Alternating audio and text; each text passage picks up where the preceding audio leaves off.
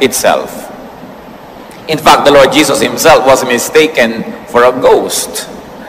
Napakarami po mga pagkakataon sa Biblia na napakaraming mga yumao pero bumalik, pinabalik, at sa kapangyarihan ng Diyos ay nabuhay na muli. Pati po ang mga disciples ay nabuhay sila na may konsepto sila ng multo. Ang Panginoong Jesus na pagkamalangang multo Matthew 14:26, when the disciples saw him walking on the lake, they were terrified. "It's a ghost," they said, and cried out in fear. So buhay sa kanila yung diwa ng ganung mga ideya, kaya natakot sila nung makita nila ang Panginoong naglalakad sa tubig. Now, let's take a look at a 5-star multo, si Samuel. Ang propeta ni si Samuel who returned from the dead. Ano po ang background ng kwento? Si Saul ay hari, pero nawala na ang pabor sa kanya ng Diyos. At si Samuel naman na propeta nung kanyang panahon ay sumakabilang buhay na rin. At nagkaroon si Saul ng isang napakalaking problema. Meron siyang giyera at mukhang matatalo. Kailangan niya ng guidance. Ayaw sagutin ng Diyos ang kanyang dalangin.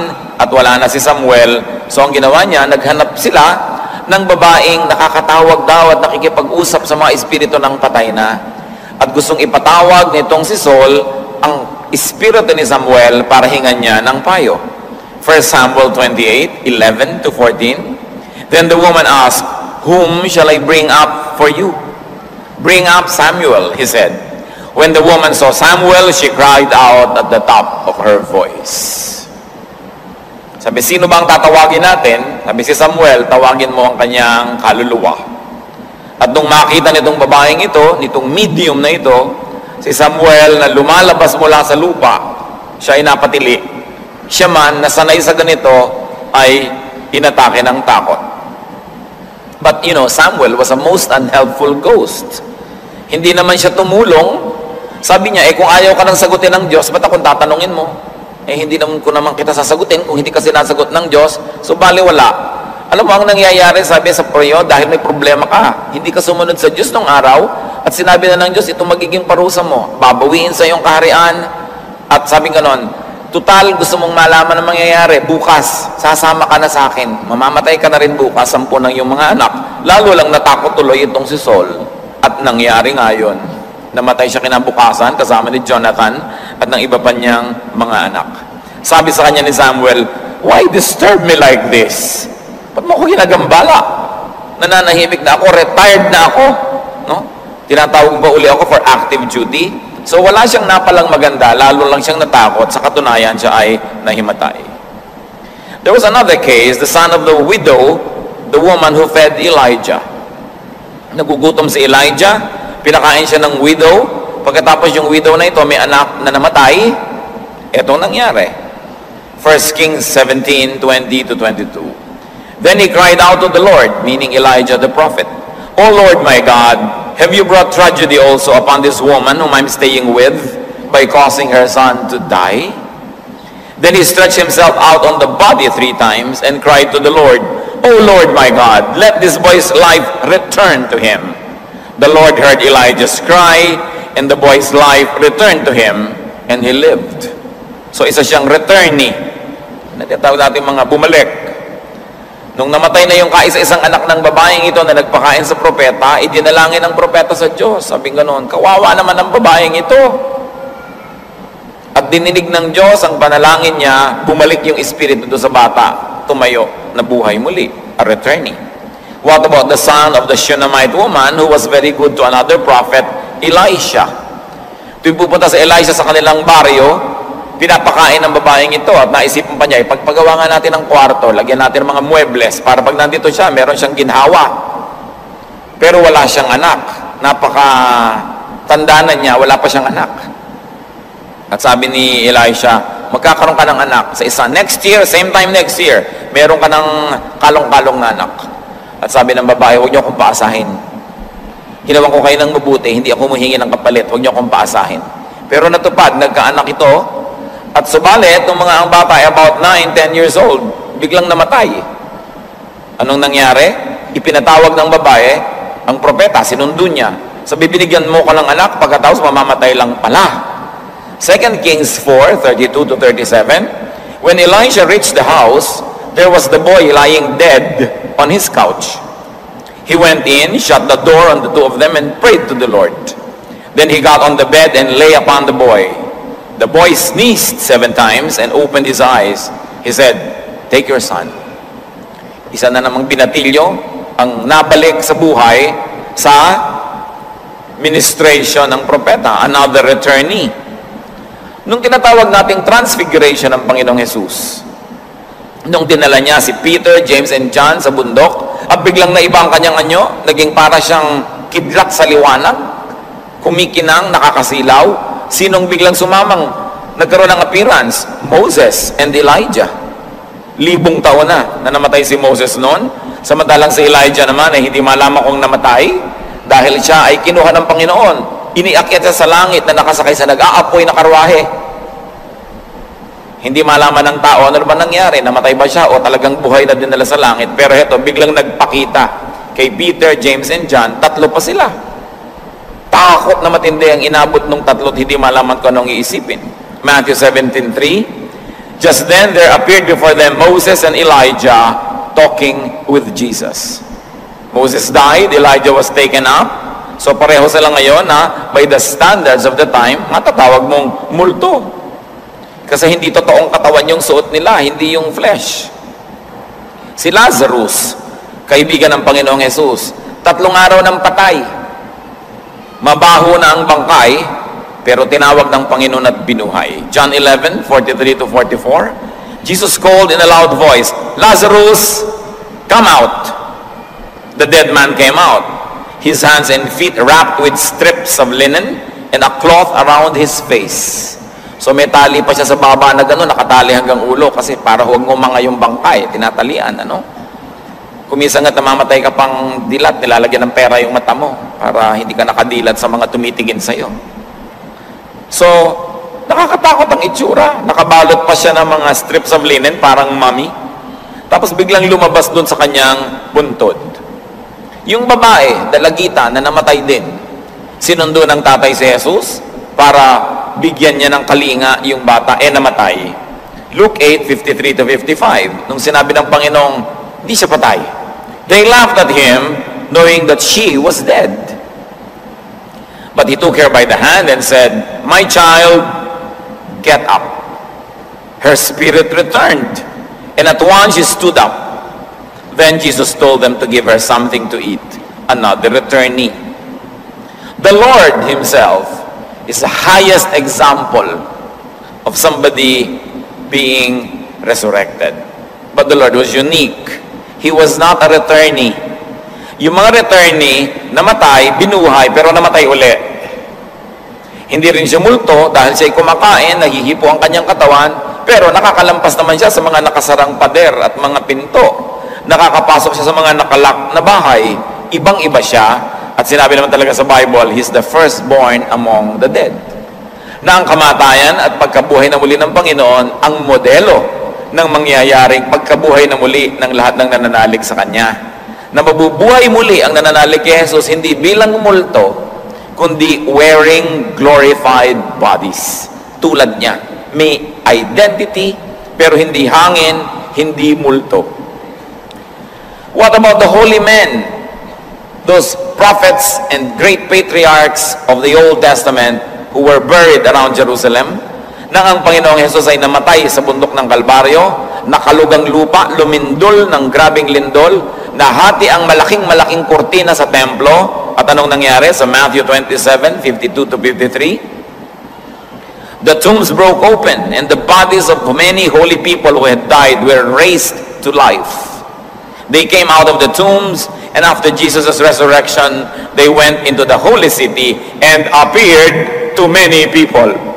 Hindi lang isang pangkat ng mga taong namatay ng matagal na, nabuksan ang mga kanilang mga libingan, at sila'y pumunta sa loob ng lungsod upang magpakita sa napakaraming mga tao. Hindi binanggit sa atin kung dumating sila na may katawan o parang espiritu rin o parang apparition, pero ang mahalaga, nagbalikan sila. To give emphasis na nung namatay si Jesus, naging tiyak, naging sure yung pagkabuhay ng lahat ng nananalig sa Kanya. Ipinakita talagang ubod ng linaw yon. Si Eutychus, nagsermon si Paul magdamag nakaupo itong yutay ko sa bintana, sa haba ng sermon, inantok, nakakatulog, nahulog sa bintana, patay. Death. Remake na ako. Kita nyo yung mga nasa piling na ng Panginoon, ayaw nang bumalik. Kahit gaano natin kamahal yung mga nasa lupa, malilimot natin lahat yun pagka tayo nasa piling na ng Panginoon. Kaya ang pag-alala sa mga nasa lupa, habang nandito din tayo. Kasi pagka nandito ka na sa kabila, maiiba ka na. What are some of the urgent lessons? The very obvious. Avoid hell at all costs. Mula simula hanggang dulo, ang Biblia, tad-tad ng pagtuturo tungkol dito. Iwasan ito. Ibayad ang lahat, huwag lang mapunta dyan. Huwag yung magkaroon lang ng konting barya, konting ligaya, konting aliw, kahit mapunta na sa impyerno. Baliktad. Hindi lang yan mga kapatid. Prevent your loved ones from going there. At yan ang lesson mula doon sa rich man. Hindi na niya hiningi at ipinakiusap na siya ay ma-exempt. Nandun na siya eh. Ang gusto na niya, mahal niya sa buhay, huwag mapunta ron. Mga kapatid, taon-taon, meron tayong mga All Souls Day, All Saints Day. Marami sa atin, nag-uuwian sa mga probinsya, nagpupunta sa mga sementeryo. Pero, pag-uwi nyo ba, may bit-bit man lang kayong kaluluwa na madadala sa paanan ng Panginoon. Kasi kung pupunta ka lang doon, makikipagkwentuhan. Pupunta ka lang doon, pakitaan kayo ng cellphone, kung aling cellphone ang may bread toaster sa loob. No? Kung anong mga payabangan ng mga magkakamag-anak, etc., etc. Prevent your loved ones from going to the place where the rich man went. Alam natin ang paraan, dadali natin ang Panginoong Jesus, ituturo natin ang daan ng kaligtasan, tanggapin si Jesus sa Panginoon at tagapagligtas, pagsisihan ng mga kasalanan at magbagong buhay. Yun ang dapat dala-dala natin. At pagkadala natin yon, kahit absent kayo sa ating worship, pero umuwi kayo sa mga probinsya nyo, magandang mission yun, pwedeng gawin. Pero kung wala naman tayong sense of mission for the lost, it's a tradition that just keeps on and on, year after year, paulit-ulit, walang nangyayari. Bakit? Romans 10:17, faith comes from hearing the message, and the message is heard through the word of Christ. So, faith saves. But where does faith come? From hearing. At sabi, how are they going to hear without a messenger? So, ang mahalaga nating mission, mga kapatid, is to preach the gospel. Hindi kailangang radyo, tape, libro, ibang tao. Dapat tayo, lahat pwede mag-preach. Kahit sign language, if that is your language, preach the gospel. Teach salvation. Guide people unto eternal life. Invite them to become children of God, believing in the Lord Jesus as Savior and Lord. In other words, win souls. Sa All Souls Day, do ever win one single soul. And remember to focus on the soul of the living. Wala ka na magagawa doon sa soul of the dead. Because, Hebrews 9:27, after death comes judgment. Pagkamatay mo, may assignment ka na agad. Wala nang ibahan yan. Kita niyo yung rich man, hindi na niya maiba kalagayan. Si Lazarus, hindi na rin maiba. Ang mahalaga habang buhay ka, magpasya ka kung saan mo gustong pumunta. The decision is in your hand. At kung nakapagpasya na tayo, tinanggap na natin ang Panginoon na tagapagligtas, dapat turuan natin lahat ng mahal natin sa buhay na gumawa ng ganun ding pasya. How do we do that? We cannot do that for them. They have to decide. But we can make it easy for them to decide by preaching the gospel clearly, lovingly, in a non-offensive, non-judgmental way. Everybody is a missionary. Every heart that doesn't have Christ is a mission field. And every heart that has Christ is a missionary. Dapat marunong tayo mag-share niyan. Focus on the soul of the living. Kaya ang sabi sa 1 Corinthians 9:16, woe to me if I do not preach the gospel. Sumpayin ako, sobrang kawawa ako kung hindi ko ituturo ang kaligtasan. Ano pa po ang isang urgent lesson sa mga kasaysayan na ito na ating tinungayan? To those of you who are heaven-bound, alam niyong ligtas kayo, tinanggap niyo ng Panginoon, naghihintay na lang tayong gumraduate from this level to the next. what do you do with life? Gather as much heavenly wealth as possible. And you do this by winning souls and by doing good, by being godly. Sabi ng Panginoong Jesus, busy kayo sa paggawa ng pera, busy kayo sa pag-iimpok, pag-iingat, pagpaparami ng pera. Matthew 6:20, itong dapat niyong gawin, store up for yourselves treasures in heaven, where moth and rust do not destroy, and where thieves do not break in and steal. Hindi masama magpayaman, kumita, maghanap buhay, magparami. Pero sabi niya, huwag niyong kakalimutan yung higit na mainam at talagang lalong mabuti, mag-impok kayo ng kayamanan sa langit. Sapagkat yung kayamanan sa langit, hindi pwedeng nakawin ng sinuman, hindi yan naluluma, hindi yan nagde-depreciate, hindi yan nagde-devalue, eternal yan. Eh bakit kailangan isipin natin yun ngayon? Because it is only here, now, in this life, that we have the opportunity to gather for ourselves treasures in heaven.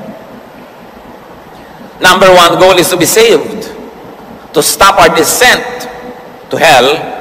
And number two is to go back to the image that was lost in the Garden of Eden, to go back to godliness, to change from glory to glory, to change internally and become more and more and more like Jesus every day, and then to do good works. Because Jesus said, if you love me, you will do what I have been doing.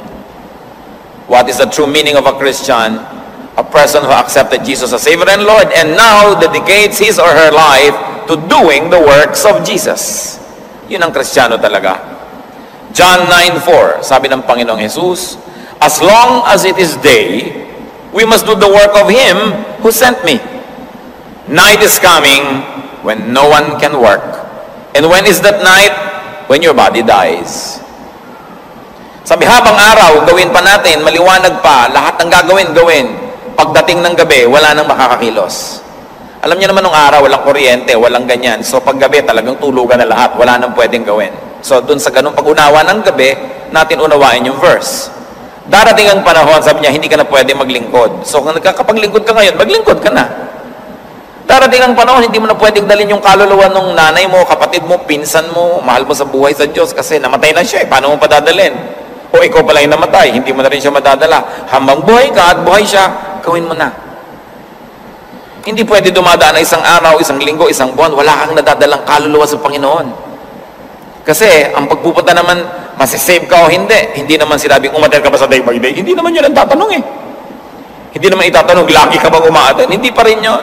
Lagi ka bang nagdo-donate? Hindi pa rin yun. Bagamat lahat yan mahalaga para gawin ang gawain ng Panginoon. Pero ang itatanong, tinanggap mo na ba si Jesus bilang Panginoon at tagapagligtas? Sa isang malinaw, malinis na paraan. Kasi yung mga iba pa, daplis. O syempre, si Jesus tagapagligtas yan eh. So, sino pa tagapagligtas Diyos? Siyempre si Jesus, at saka si ganito, at saka marami pala, magulo. Hindi malinaw ang pagkakaintindi. Daplis. Dapat bullseye, clear. Pag sinabi mo, pag namatay po kayo, saan kayo pupunta? Pag sinabi naman ng kausap mo, ay sa langit. Bakit nyo nalaman? Eh kasi gumagawa naman ako ng mabuti. Aba, hindi yon. Eh kasi Kristiyano naman ako, member ako ng Christian Church. Aba, hindi yon. Hindi nadadaan sa membership.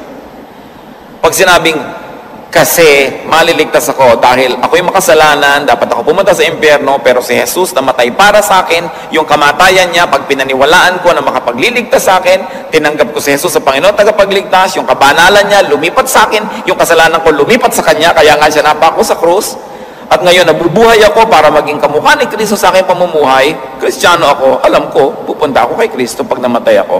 Dapat malinaw.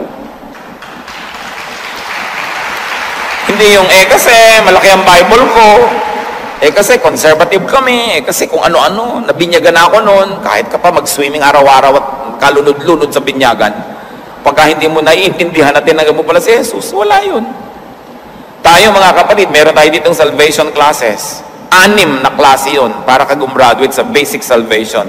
Ewan ko kung gaano karami na sa inyo umattend.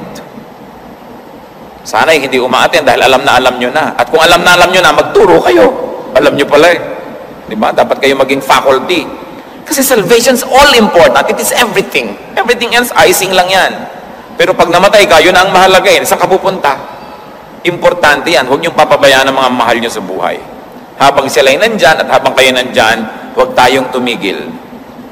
At pag daw humarap na tayo sa Panginoong Diyos, sa Matthew 25, 34 to 36 and 40, then the king will say to those on his right, "Come, you who are blessed by my Father. Take your inheritance, the kingdom prepared for you since the creation of the world. For I was hungry, and you gave me something to eat. I was thirsty, and you gave me something to drink. I was a stranger, and you invited me in. I needed clothes, and you clothed me. I was sick, and you looked after me. I was in prison, and you came to visit me." The king will reply, then magtatanong sa kanya mga tao, "Kailan naman po nangyari sa inyo yan? Hindi naman namin natatandaan naman na binisita namin kayo, pinakain namin kayo, dinamitan namin kayo." Then the king will reply, "I tell you the truth, whatever you did for one of the least of these brothers of mine, you did it for me." Nakalista ang malilinaw na gawain na may gantimpala sa Diyos. Pagtulong sa mga mahihirap, sa mga kapuspalad, dumamay sa mga nakukulong. Kasi lalo nung araw, mga kapatid, marami pong nakukulong innocent. Hindi lang maka-afford ng mahusay na abogado. Siguro yung grade ng abogado nila no, 75. No? Kaya kahit sila innocent, naging guilty. O kaya yung mga huwes na suhulan, kaya sa Panginoon, napakahalaga yung pumupunta ka sa prisoners. Up to now, maraming mga inosente, natalo lang yung kaso. Wala pang hatol na bubulok na sa kulungan kasi walang pampiyansa. All along, laging ipinapakita ng Panginoon, tulungan niyo yung mga kapuspalad, yung hindi kayang tumulong sa sarili nila, yung mga kawawa. Yan ang pure religion. Pag ginawa niyo yan, sabi niya, "Welcome, hayan ang kahariang hinanda sa inyo bago pa man kayo sinilang. Enjoyin niyo habang panahon sapagkat naging mabuti kayo sa akin." At sasabihin ng mga tao, "Kailan naman kami naging mabuti sa inyo, O Diyos? Kailan kayo nangailangan ng tulong?" Sabi niya, "Lahat ng tinulungan niyo, inaari kong ako yun." Napakahalaga. Anong ginagawa natin sa buhay natin? May mga tradition tayo na observation, inaalala yung mga patay, pero naalala ba natin talaga yung kahulugan ng alalahanin yun? Hindi sapat magdala ka ng bulaklak o magtiri ka ng kandila. Ang mahalaga, ikaw mismo nakakatiyak ka na pag nahiga ka doon, katawan mo lang yun nandun, yung espiritu mo nasa Panginoon. At lahat ng mga kamag-anak mong nagtitipon-tipon doon, lahat din sila, kung sa kanilang mangyari yan, sila man pupunta sa piling ng Diyos. Yan ang mission natin. Kailangan hindi ka lang masave, kailangan meron ka rin premyo. Tinuturo yan sa Biblia. 1 Corinthians 9:25, "Everyone who competes in the games goes into strict training. They do it to get a crown that will not last, but we do it to get a crown that will last forever." Sabi nitong si Pablo, yung mga athletes na yan, hirap na hirap sa training. Ano naman ang napala nila pag nanalo sila sa takbuhan? Anong napala nila pag nanalo sa pagbuhat ng mga mabibigat, sa pagtalon, sa paglangoy, ano? Mga koronang dahon, yung laurel, yung nasa adobo, nasa paksiw na pata, yung mga dahon na laurel na nakakabit-kabit dyan. Yun sabi, ang hirap nilang ginagawa para lang magkaroon ng korona na bukas lanta na. Pero tayo, sabi ko noon, ang ginagawa nating hirap paglilingkod, korona na hindi maluluma. Korona na nandun habang panahon. Sabi ko noon, walang sayang sa paglilingkod sa Diyos. Lahat yan alam ng Diyos. Walang sayang sa ating mga pagtitimpi at pagtitiis na huwag gawin ang mali. Walang sayang sa pagsasakripisyo na gawin yung tama. Walang sayang sa paggawa ng mabuti sa kapwa. Kung tayo nagpapakapagod para magkaroon ng mga award, lalo ngayon yung mga award, 3 araw pa lang may kalawang na. Kahit anong trophy pa yan, di ba? Kahit anong mga magagandang mga medalya, hindi mo naman maisangla. Sabi ko, nagpapakahirap ka para maging ganyan. Anong dapat mong gawin para magkaroon ka nung hindi nasisira na korona, na award, na medalya ng Diyos? So bakit pa tayo nabubuhay matapos tayong maligtas? To get, to earn, and to run for your eternal crowns. Bawat araw, may pagkakataon tayo. But night will come when you can no longer work. Minsan dumadating sa atin na masagana ka ngayon, pero next week hindi na. So habang masagana ka, dapat mapagbigay ka na. Meron ka nang itinanim sa ubasan ng Diyos. Malakas ka, maglingkod ka na kasi hindi laging malakas ang tao. Kahit naman mananampalataya ko minsan, napaparalyze. Kahit mananampalataya, nagkakaroon ng karamdaman, huwag sayangin ang bawat oras na may lakas. To win souls, to do good, and to purify our own hearts. Ano pa po ang isang urgent lesson to learn from all of those people that went back from the dead? That death need not be feared. Or if you like to modify it a little bit, death need not be feared so much. Kaya hinahamon sa 1 Corinthians 5:21, where, O death, is your victory? Where, O death, is your sting? Kung ang dating kamatayan na kinakatakutang hindi natin maiwasan lahat, ang siyang magiging pinto pala para pumasok na tayo doon sa buhay na walang hanggan. Sabi, ano ngayon lang nakakatakot tungkol sa kamatayan? Siyempre, hindi nakakatakot if the believer won't have to go to hell. But if you're going to go to hell, nakakatakot talaga yan dahil wala nang balikan one way. Kaya hindi tayo dapat natatahimik nang hindi tayo nagdadala ng mga kaluluwa. Mabuti pa yung mga bagong-bagong mga mananampalataya, ang init sa pananampalataya, lagi nagsosoul winning. After 6 months, 2 years, lalo 5 years, 10 years na, nako. Hindi mo na mahalata na mananampalataya. Wala nang init ng paglilingkod. Kaya dapat laging nire-renew. That you have to renew your relationship with God day by day. Importante yon. Philippians 1:21, for me, to live is Christ, therefore to die is gain.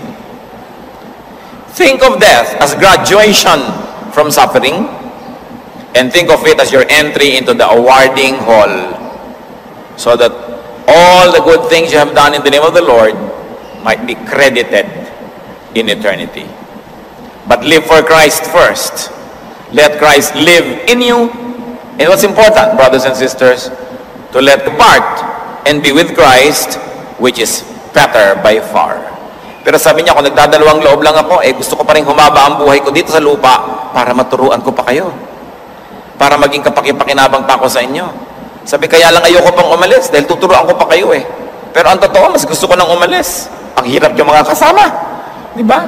Mga Kristiyano ba, masarap kasama at madali? Naku, hindi rin lagi, Maraming gulo, maraming intriga, ang daming doctrinal quarrels. Sabi ni Paul, kung maaari lang iwan ko na kayo at magpunta na ako kay Jesus. Pero hindi may mission pa ako.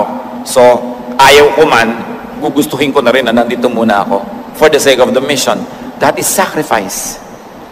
Bihira naman na masarap yung paglilingkod sa Diyos laging may kasamang tinik. Bagamat magandang rosas yan, may tinik kasama. So you take the thorns as well as the roses. Sa buhay na walang hanggan, doon sa eternity, anong mangyayari? Sa Revelation 21:4, malinaw na ipinapangako, God will wipe every tear from their eyes. There will be no more death, or mourning, or crying, or pain, for the old order of things has passed away. Wala na daw lungkot, wala nang pait, wala nang sakit, sapagkat maiiba na ang lahat. So, the best is yet to come. If you're having a great life as a Christian, if you're having a nice life, just as a person, enjoy it. Do good, but reserve the best for last. Because the best is yet to come. So learn from the so-called ghosts. Learn from the message of the people who returned from death. Either in the flesh as returnee, or in spirit as ghost. Matuto, huwag malito sa mga multo. Pag sinabi nating, hindi ka ba umaaraw, but night will come when you can no longer work. Minsan dumadating sa atin na masagana ka ngayon pero next week hindi na. So habang masagana ka, dapat mapagbigay ka na. Meron ka nang itinanim sa ubasan ng Diyos. Malakas ka, maglingkod ka na kasi hindi laging malakas ang tao. Kahit naman mananampalataya ko minsan, napaparalyze. Kahit mananampalataya, nagkakaroon ng karamdaman, huwag sayangin ang bawat oras na may lakas. To win souls, to do good, and to purify our own hearts. Ano pa po ang isang urgent lesson to learn from all of those people that went back from the dead? That death need not be feared. Or if you like to modify it a little bit, death need not be feared so much. Kaya hinahamon sa 1 Corinthians 5:21, where, O death, is your victory? Where, O death, is your sting? Kung ang dating kamatayan na kinakatakutang hindi natin maiwasan lahat, At siya magiging pinto pala para pumasok na tayo doon sa buhay na walang hanggan. Sabi, ano ngayon lang nakakatakot tungkol sa kamatayan? Siyempre, hindi nakakatakot if the believer won't have to go to hell. But if you're going to go to hell, nakakatakot talaga yan dahil wala nang balikan eh. One way. Kaya hindi tayo dapat natatahimik nang hindi tayo nagdadala ng mga kaluluwa. Mabuti pa yung mga bagong-bagong mga mananampalataya. Ang init sa pananampalataya, lagi nagsusoul winning. After 6 months, 2 years, lalo 5 years, 10 years na, nako. Hindi mo na mahalata na mananampalataya. Wala nang init ng paglilingkod. Kaya dapat laging nire-renew. That you have to renew your relationship with God day by day. Importante yon. Philippians 1:21, for me, to live is Christ, therefore to die is gain. Think of death as graduation from suffering, and think of it as your entry into the awarding hall, so that all the good things you have done in the name of the Lord might be credited in eternity. But live for Christ first. Let Christ live in you. And what's important, brothers and sisters, to let Christ live through you. Makausap ni Kristo yung gusto niyang kausapin sa pamamagitan ng iyong bibig. Masabi niya yung gusto niyang sabihin sa pamamagitan ng iyong pananalita. Mapaglingkuran niya yung gusto niyang paglingkuran sa pamamagitan ng iyong mga kamay. Mapuntahan ni Jesus yung dapat niyang puntahan para balitaan ang magandang kaligtasan sa pamamagitan ng iyong mga paa at paglalakbay. Let Christ not only live in you, but also live through you. Kaya, nung matanda na itong si Paul at siya'y mamamatay na, Philippians 1:23, nagdadalawang loob. Sabi niya, I'm torn between the two. I desire to depart and be with Christ, which is better by far. Pero sabi niya, kung nagdadalawang loob lang ako, gusto ko pa rin humaba ang buhay ko dito sa lupa para maturuan ko pa kayo. Para maging kapakipakinabang pa ako sa inyo. Sabi, kaya lang ayoko pang umalis dahil tuturuan ko pa kayo eh.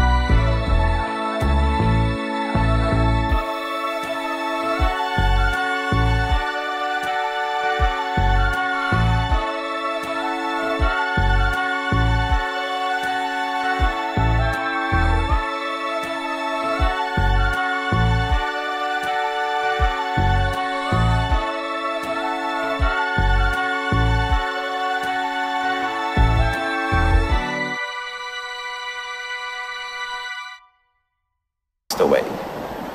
Wala na daw lungkot, wala nang pait, wala nang sakit, sapagkat maiiba na ang lahat. So, the best is yet to come. If you're having a great life as a Christian, if you're having a nice life, just as a person, enjoy it, do good, but reserve the best for last. Because the best is yet to come. So learn from the so-called ghosts, learn from the message of the people who returned from death, either in the flesh as returnee or in spirit as ghost. Matuto, huwag malito sa mga multo. Pag sinabi nating multo, dapat huwag kang matakot. Sabi mo, wow, multo. Diba? At least, meron kang assurance na meron talagang buhay sa kabila. Kasi ang tanong ng iba, talaga nga bang meron? Ngayon, pag may nagpakita sa'yo, di nakatiyak ka na, nakatiyak ka, sumaya ka.